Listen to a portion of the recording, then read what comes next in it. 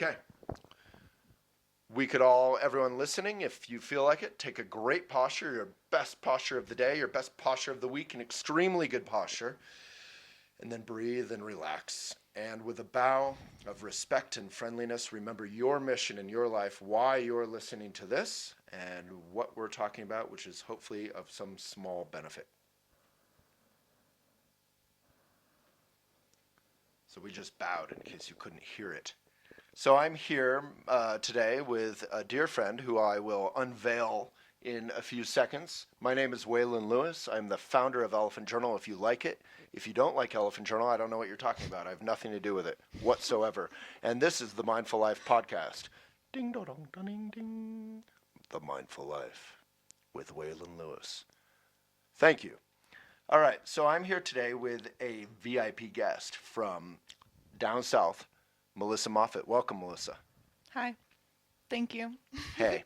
So, what do you do in your daily life? What's your story in brief? And then we'll jump into the vegan meaty section of this discussion. Okay. I do a few things. I write. I teach online, in person, variety of things.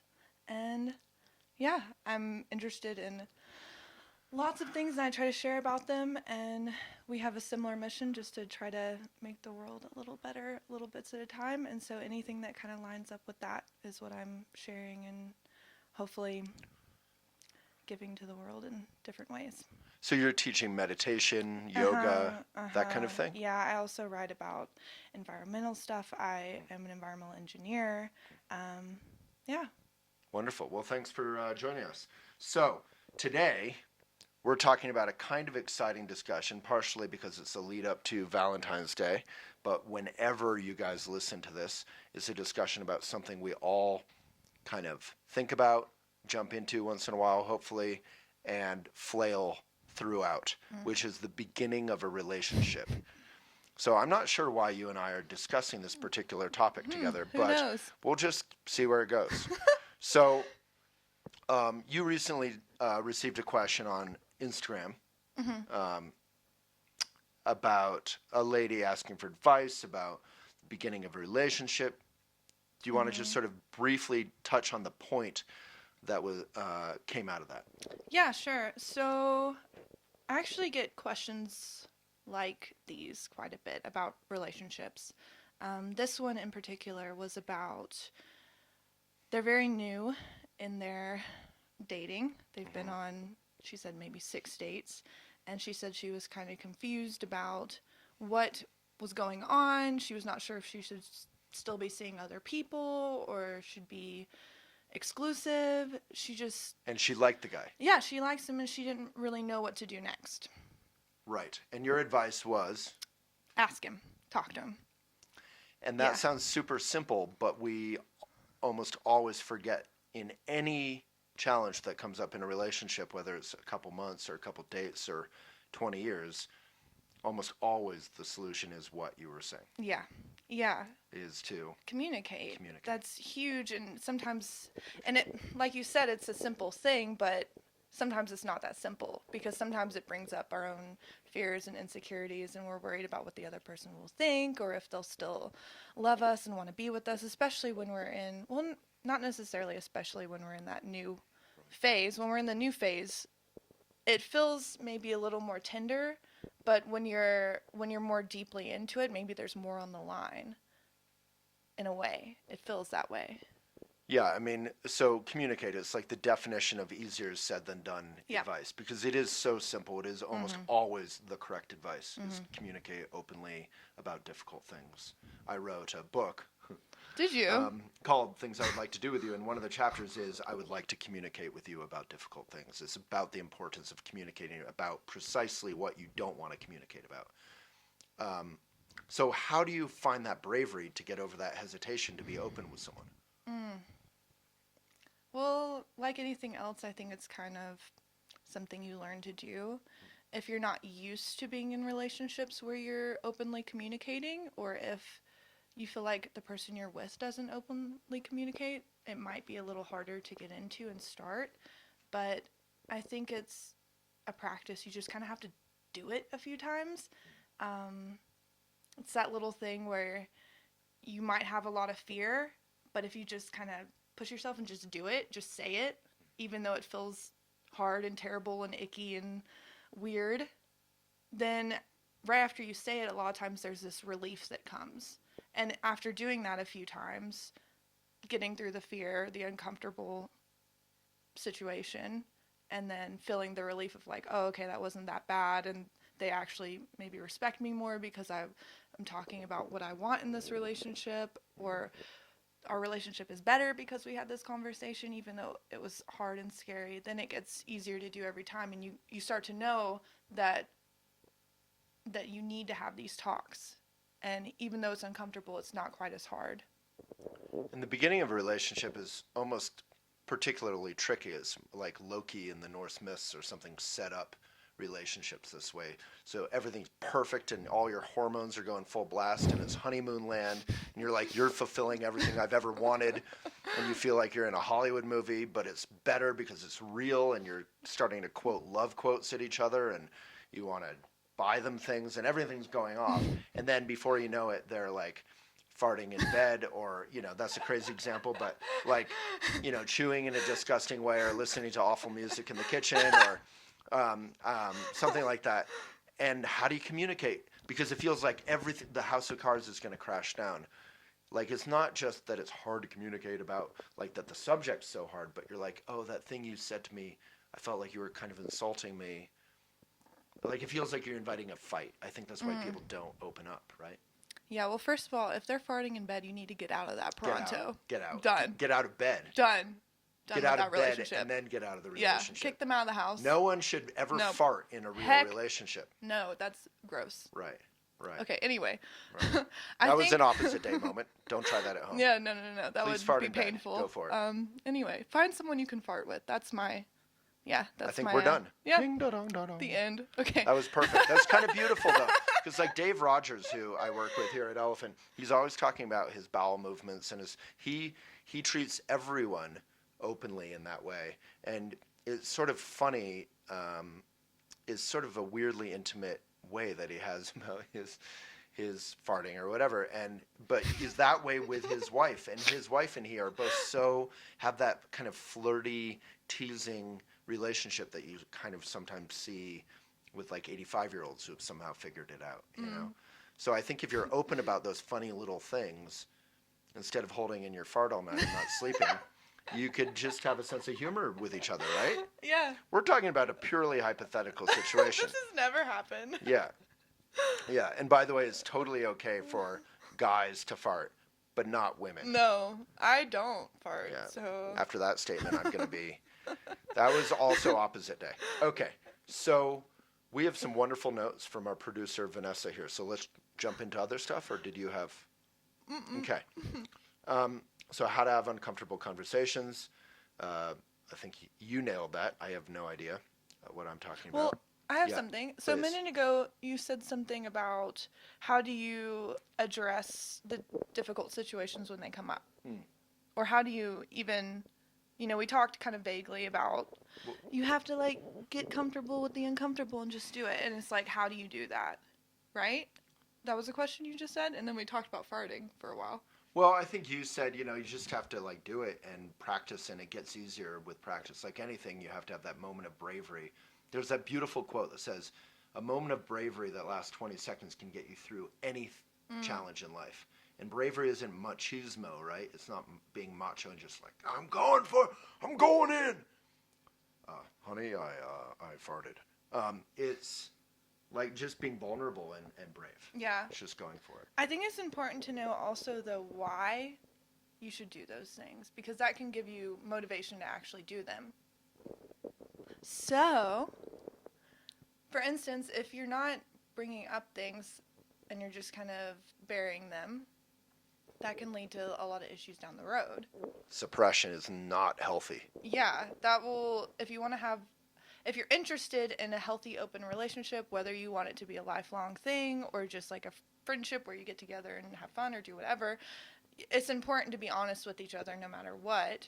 And if you're not being honest, then that will lead to resentment and different angers and things like that. And it's helping you know, too, what you want out of the relationship, having those conversations. So the other day you were hanging out with your boyfriend, Mm-hmm. who I understand you've just been dating for a little while. Yeah, it's not that long. No. Right. And he said some super intelligent, thoughtful stuff, but you got irrationally mad at him. It was at St. Julian. When was this? It was at brunch. At brunch at St. Julian. Did I get irrationally mad? No. But that's his version. That's his version of the events. But he's not here, so let's not talk about him. Okay. But yeah. and you just said kind of, I can't remember because I wasn't there, but you said something like, what's going on? Let's talk or something. Like, how do you get that feeling of like, I'm going to open this up right when the little fight is happening? Because those little fights are what a relationship is made up. Getting through those little fights is what makes up a successful relationship. Because we all have 80 things happen a day. Getting the kids, getting the bags, getting the this, getting the that, big or small, whether you have kids or not, or you're traveling or whatever. And you have to get through those little moments of miscommunication. Mm-hmm. Yeah. I think it could be, I mean, it depends on the situation, in my opinion, because if you're just feeling like a moment of weirdness and you're like, did they mean something? Are they like upset with me? And you're not sure if something's going on, then it might be good to just be like, hey, what's up? Do we need to talk? How are you feeling? Just checking in. Right. Are we good? Do we need to like chat about anything? But if you're actually kind of like getting frustrated with each other, sometimes it's good to take space. Uh-huh. Like you don't have to figure everything out right away, and like, especially if emotions are high, it might be good to step back and get perspective and connect back to yourself before you get into this place where you're like blaming and mad and whatever. Yeah, I'm a big believer in that. I learned that with my ex, Rose, and whenever I would get mad or lose my temper, I would just leave. We lived in a little cottage, and I would just leave, and I would come back like 2.5 minutes later. Within 2.5 minutes, I would like cool down, and I'd start like thinking, oh, actually, I was half wrong there. Because usually that's what a fight is. Both people are kind of half responsible and half not, and everyone's well-intentioned, and it becomes this big, like, litigious, like you're acting like bad lawyers, Like, no, it was you. And within 2.5 minutes, you start saying, oh, I care about this person. I'm soft. Oh, I'm breathing again. And then you can go back. And I've had subsequent exes who didn't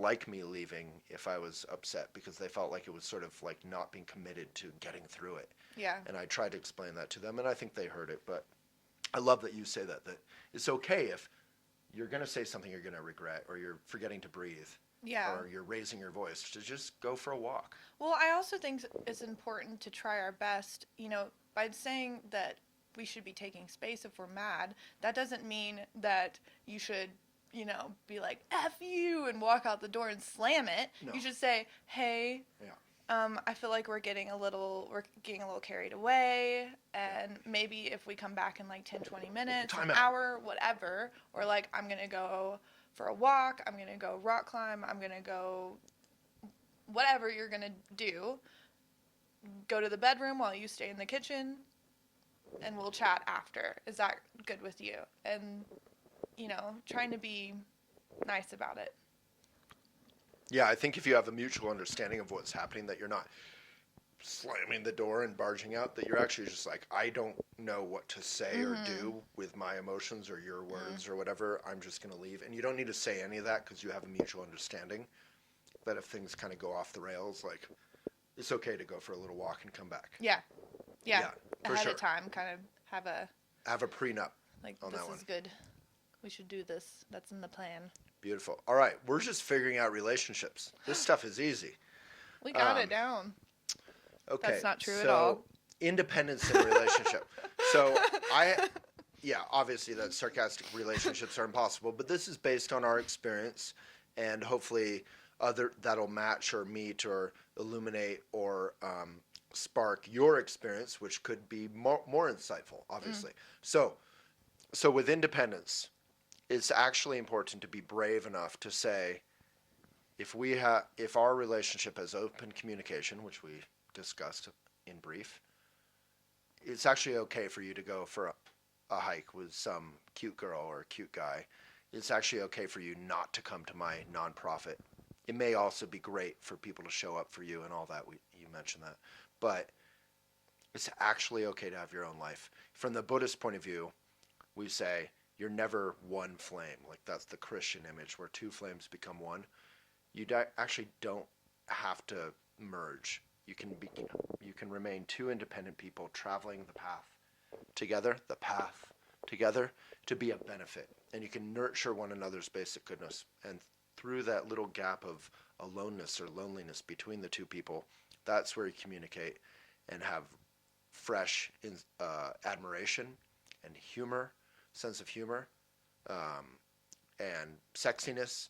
That gap actually allows a little appreciation. Sort of like if the whole painting is all full instead of having any so in Japanese flower arranging they have a lot of space built into it and it shows off the lines of the flower and the branches. Agreed. And that connects with our next subject, having time for self while in a relationship. Yeah, I mean, it's the same thing. I think it can kind of depend too on whether or not you have kids and all of that, but I think it's possible to always make time for yourself, and I think you should, no matter what. No matter what kind of relationship you're in. So with your romantic partner, you should have that time away from them. With your kids, you need I to have definitely time away need from lots them. of time away from my romantic partner. I Yeah, mean, exactly. It's claustrophobic. We should just do long distance. Well, not we, but whoever we're dating. Whoever we're talking about. Yeah, exactly. Yeah. Yeah, but even if it's little bits here and there, like waking up 30 minutes earlier, or going to bed a little later. Right.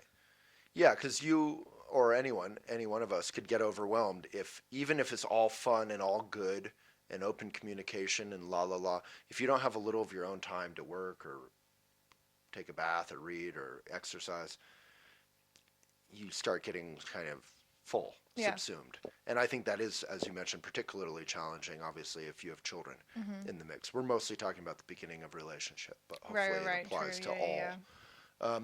So what's the importance, on the other hand, of having one-on-one quality time with your partner with none of the children around, none of the friends around, whatever stage of relationship? Obviously, it's something we all want in a relationship. We want some quality time. We know the importance of it. I mean, it's also super important. You're in a relationship. You should be hanging out together and talking about things. And from my experience, when you're first in a relationship, that's kind of easy to do, like asking each other questions and getting to know each other. It's fun to be diving in with each other, and later on you kind of feel like you know each other better, but it's still important to have that time where you're really getting to know each other, asking each other questions, because we're always changing and it's an ongoing process of getting to know each other. Yeah, they did that famous study. I think they've done a couple, I don't know if you can call it a study, but these long-term married couples were having problems. They were on the rocks, and they decided, in an effort to save their marriage, to have sex every day for a year or for a month. I forget the term. And in both cases, I think it totally transformed the relationship. And that's an extreme example, obviously, physical intimacy of that sort every day. But just the notion that as you have problems, as you're busier in life, maybe some of the romance or the one-on-one time goes out of the window. You're like, I don't have time for that. And that's totally real. But at the same time, you don't have time not to do it, because it's the foundation of a foundation of your daily life. It just depends on your priorities, and you can totally you don't have to be like, okay, this is feeling a little off. Let's spend the next 6 weeks alone together, locked in this room. Right. You can just talk about it. Once again, communicate. I'm feeling a little off about what's going on here. Could we maybe set aside an extra 20 minutes a day where we're just sitting down and talking and looking to each other's eyes, or doing whatever you're doing? Or can we have an extra date night? Each night get a babysitter for the kids, or... And that's probably a good place to bring in the question. So, you and I have been seeing each other. What? And we've been doing these questions, the 34 questions and the 14 questions and the 13 questions. Yeah, yeah. They're all in New York Times, and they're fantastic. They're good. And so, like, last night, I was, like, pretty full up. I'd had a long day, and I just wanted to chill and watch basketball, right? And instead, you were like, oh, let's have some time together and go do a couple questions. And I was like, finally, my basketball time. But it was, like, nice to not do that and actually reconnect. And I think that's the energy we all have, that we're full, we're busy, we just want to, like, veg out and space out. And it's almost like unmeditation. Like, we just want to go blah. Yeah. Well, it was funny, too, because I think I was feeling a little nervous-y, like future nervous-y. And so I was asking, if we could have a little more connection time, because that always tends to just be nice. And I think I was like, let's just do like one question, and then we ended up doing like 14. No, we did a lot. We went through a whole list. Well, a lot of them we kind of already answered in other lists, but we went through a lot of them. And but you didn't seem, I don't know, you seemed like you were very giving, and that you were like, yeah. You weren't like, oh, Melissa, I want to watch basketball. Well, I don't want to get yelled at, Yeah, exactly. And I would yell, so. Yeah, but the questions I'm just recommending because I feel like they're fun. Like, even if you want to watch your basketball or you want to do your thing, they're actually kind of fun, and they're challenging. Yeah. They're, like, definitely like the ones about money or religion or children. But there's all this stuff. I remember when you and I first met, we were, like, kind of so nervous we could barely function. I touched your elbow. Do you want to tell that little one? Okay. So, well, I have to go back to, like... Okay. So we met and started communicating through, like, phone and text. And we did that for probably a good 6 weeks before we ever met in person. And Video. And video, like FaceTime, yeah, but we weren't in person. We live pretty far away from each other. So Waylon asked me if I wanted to go on a date, like, on, like, day 3 of us communicating, and I was like, I don't know what you're talking about. Yeah, but then after a while, I was like, okay, I do want to go on a date with you. So he came to Asheville, which I live close to there, and we met in person. And I picked him up at the airport, and he reached over and just kind of like grabbed my elbow a little bit, just like a little. Yeah, we were walking out of the airport exit, and it was sort of like squeezing. There was those auto doors, and I just kind of was like, kind of touching you, sort of getting out of the door. Yeah. And you, like, emoted. Yeah, I kind of, like, ripped my elbow away and was like, yeah. ah! Yeah. It's intense when you finally meet in 3 days. So we're all nervous. So we're sort of talking, but we're, like, both, I think, half present, and she's driving. So luckily the half present part of her was driving. Right, and yeah.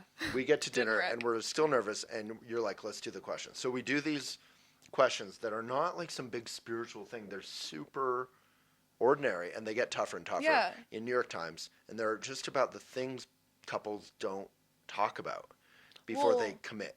That wasn't the list of questions it wasn't things you should talk about before committing. It was things you should talk about to get to know each other more deeply. That was that question, that list of questions. So it was like 34 questions about your childhood and your fears and your goals and your stuff in relationships as well. And friendships. You can do these 34 or 36 with friends, with anyone if you want to go deeper. And then you can end optionally with 4 minutes of staring at each other's eyes, which we were in a restaurant, so we decided to table that one. We didn't do all 34 questions at the... Oh, right. We did it No way. Yeah. We did like 5. We kind of spread them out. They're big. Yeah, and you they take a long time to kind of answer, but it's a really great way to get to know each other. Just asking questions in general. And I think my point of bringing the questions up was, like last night with the basketball, it's a kind of fun, challenging thing to do.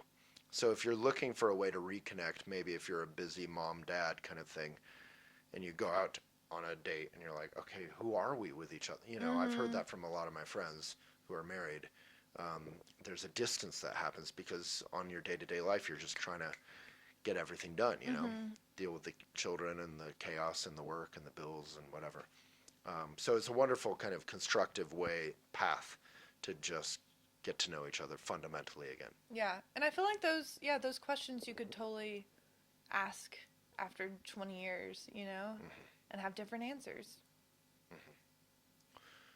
Yeah, and they're really good because, you know, I have all my ideas about, well, I'm talking again about the ones that couples don't talk about. But anyway, they're really good. They get you into subjects that you wouldn't get into otherwise. So I highly recommend them. We'll link them in the video, podcast, whatever. However you see them, we'll try to add a link somewhere. I also wrote a blog on elephantjournal.com called Love is Selfish, and it has a happy ending where love isn't selfish, but it's about the sort of selfish love that we are trained to look for, that I call in that blog a lifelong picnic. Like, a picnic is delightful, it's romantic, but if you had to stay on that little, you know, gingham blanket for the rest of your life, you'd go nuts. We have things we want to do in our life. We want to be of benefit. And ideally, that's what a relationship kind of leads to, helping each other fulfill your potential. Yeah. Humor. So you're super funny. It's the second thing I was attracted to in you. The first one was your integrity. But so humor from a Buddhist point of view, again, comes out of having that little bit of gap, not being claustrophobic or controlling or too fixed about your expectations. Yeah. Fixed mind is the enemy of humor. Yeah. Yeah. Well, I think some of the best humor comes in whenever things are kind of tense, because that's you know, you're like getting tense, you're getting a little like uncomfortable, you make a joke, and you get that relief. That's why humor feels so good, is the relief aspect that comes with it, you know? So, and that helps in relationships because maybe one person is getting a little anxious or frustrated or overthinking or whatever, and you can kind of sometimes joke your way out of it. But also, I mean, you just have to have fun. It's also just so playful. Like, that really was. I was like texting with you in the first few days when we met, in quotes, and your humor was nonstop, and it was just so fun. I remember Vanessa or someone in the office turning and saying, "What's going on?" Well, your humor too. That's another thing, is that humor's like it's not just someone standing up on stage telling a bunch of jokes. It's like a game. It's ping pong. Yeah, no, and Buddhism makes that distinction about humor. Humor isn't making fun of someone necessarily. Humor isn't a joke, like you just said. Basically, the Buddha learned from you, apparently, on this one. He just echoed what you said. Humor is seeing the solidity of life, which is what ego does to life. It tries to lock stuff down. It says, this is bad, this is good, I own this, I don't want that. And humor just kind of messes it all up in a delightful way. Okay. Anyway, everyone loves humor. Not getting too attached to a certain expectation of the relationship or getting ahead of yourself. Relishing in the present. Oh, so this is our mantra. I'm just reading out our questions. Sorry. Skilled conversationalist over here. So our mantra, what has our mantra been from the beginning with all these fireworks of love? If you look at another woman, I will kill you. Can we end the interview there? Yeah. That might have been her private silent mantra, which makes me feel a little doubtful about her sanity. But no, our mantra, there's a mantra I knew about. What's that one? Okay. So, well, here's how it kind of came up. We'd be having some really in-depth conversation and being like, I like you so much, and like talking about future stuff.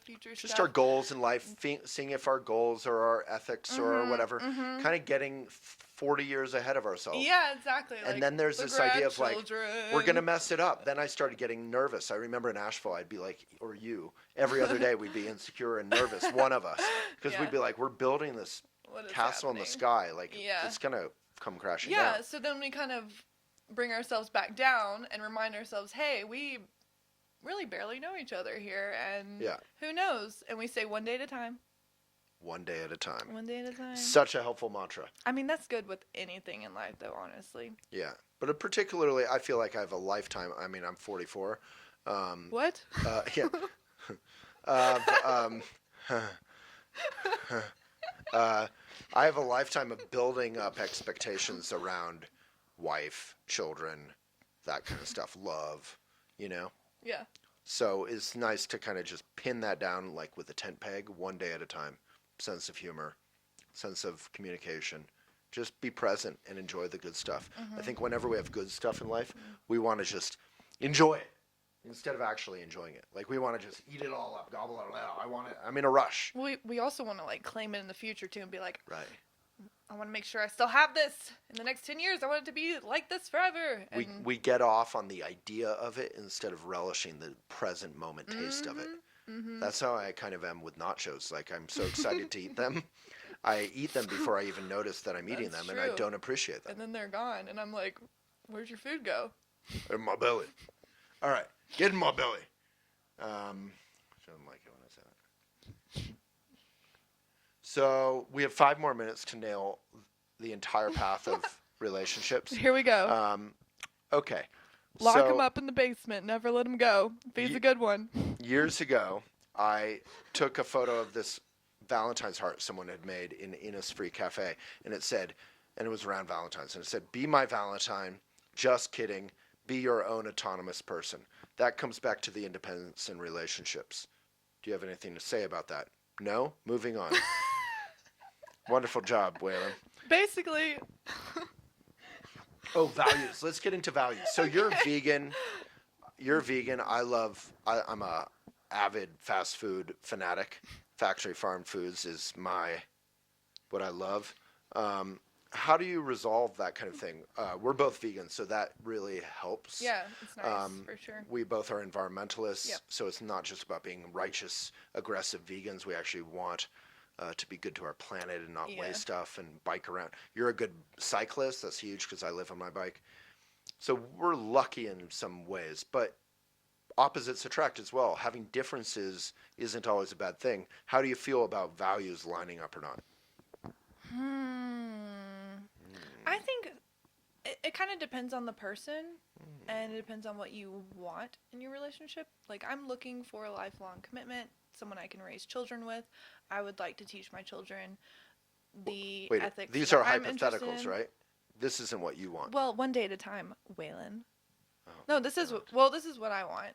That's oh what my I said. God. We had never discussed this. We did discuss this in the questions. I'm not ready for commitment. Well, I thought this was just a hot fling with I'm a not necessarily yoga committing influencer. to you, so, sir. I feel like we should communicate right now. We are on a podcast. Okay, the last question is about breaking up. And you're hearing it live on air. Is this over now? Pretty much. We're Oh, wrapping okay. it up. Good. Yeah. No, I mean, we're still on. So values. Yeah. lining up. So, I think it really depends on the person. If you're totally cool with your person, for instance, if I'm vegan and you're not vegan, it depends on what I want. If I feel really strict about that and it really bothers me and I feel like it's really, really going to bother me, which honestly, the person that I would want to get married to and have children with, I would like them to be vegan. That's just one of my values. That's what I want in my family. And that doesn't mean I'm a bad person for like wanting that. It just means maybe you're not right for each other, which is also okay. And I'd like to thank our sponsor, vegandates.com. No, yeah, there are. But it's also still trying to see, not everything's going to line up all the time. Maybe you want your huge values to line up, like you don't want to date someone who like murders people for a living or whatever. Like you have these like no budge values that you want, and it's okay not to budge on those things because there's however many billion people in the world and you can find someone who lines up with those values, but you also have to know that not everything's going to line up, and you have to see you have to keep reminding yourself to see the goodness in that person and letting them be their own person. Eloquent and true. Number 11, breaking up. It happens. It's a possibility in any relationship at any time, which is insane. Princess Bride, the next scene after the end of the movie, they could break up. Yeah, true. Princess Bride 2, they could be broken up. I mean, that's like Karate Kid 2. They were broken up. So how do you deal with, I don't know, what's the question around that? Breakups? Vanessa has a question around that. You have to assess for yourself what it is fitting for you, and even if it feels good, you must forever be honest and clear about it. I don't really know what the question is. Breaking up is impermanence. From a Buddhist point of view, nothing's forever. You have to be present. You have to be loving. Here's the question I ask you all the time, which is, what if I F up? What if everything's going great, la la la, and then I say, blah blah blah, and that triggers something in you, and you hate me, and then I get defensive, and then before you know it, like I had that with a girlfriend once. We were dating for a couple months. It was pretty fun. It was great. And she was cool. And then we went to a restaurant, and something in the conversation was so bad that literally by the end of dinner, we had broken up just spontaneously. Yeah. So how do you deal with that sort of, maybe the fear around that, or the impermanence of relationships? Well, I mean, there's always going to be a breakup no matter what. Even if you're in this perfect, incredible relationship that is going to last forever and you have grandchildren, someone's going to die. I know.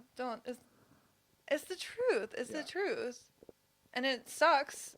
And it's the same thing with breakups. You might be in this fun relationship and really like the person, and something happens and it just doesn't work out, and it freaking sucks. But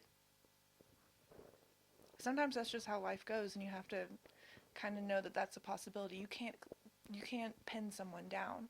Even if you really love them a lot and they're incredible and you want to be with them forever, you have to know that they're their own person. They might decide to up and leave. And I think in a way having that mindset kind of keeps it a little healthier too. Yeah, Carpe Diem. I have a blog about that on Elephant.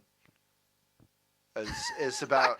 Is that in your book? It's about the 4 reminders, the Buddhist 4 reminders. The notion of impermanence actually makes things more precious. It's why I love seasons.